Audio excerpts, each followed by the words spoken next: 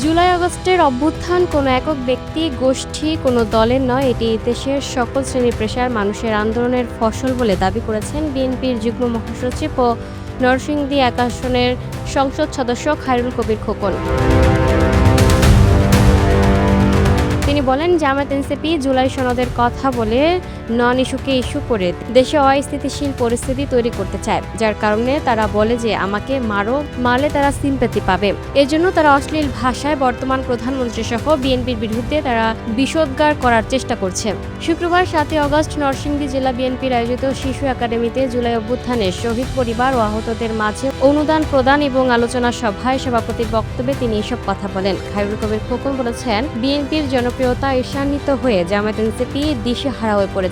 তারা নন ইস্যুকে ইস্যু করে বাংলাদেশে একটি অস্থিতিশীল পরিবেশ সৃষ্টি করতে যাচ্ছে। কার স্বার্থে করতে যাচ্ছে? আবার কি তারা ফ্যাসিস্টদের পুনর্বাসন করতে চায়? জনগণ এটা কোনো দিনও হতে দিবে না। এ সময় আলোচনা সভায় উপস্থিত ছিলেন নরসিংদী জেলা বিএনপির সাধারণ সম্পাদক ও নরসিংদী ৩ শিবপুর আসনের সংসদ সদস্য মঞ্জুর ইলাহি, নরসিংদী ৫ রায়পুর আসনের সংসদ সদস্য ইঞ্জিনিয়ার আশরাফ উদ্দিন বকুল, জেলা বিএনপির সহসভাপতি ও জেলা পরিষদের প্রশাসক বীর মুক্তিযোদ্ধা Tofazzal Hossain master, VP Jalil, AKM Golam Kabir Kamal, Harunur Rashid, Khabirul Islam Babu, Din Mohammad Dipu, senior যুগ্ম সাধারণ সম্পাদক মহসিন হোসেন বিদ্যুৎ, জেলা ছাত্রদলের সভাপতি সিদ্দিকুর রহমান নাহিদ সহ জুলাই আন্দোলনের শহীদ পরিবারের সদস্য ও আহতরা। উল্লেখ্য, আলোচনা সভা শেষে জুলাই আন্দোলনের শহীদদের আত্মার মাগফিরাত কামনা করে দোয়া ও মোনাজাত করা হয়। এ সময় শহীদদের পরিবারের সদস্য ও আহতদের হাতে নগদ আর্থিক অনুদান প্রদান করা হয়।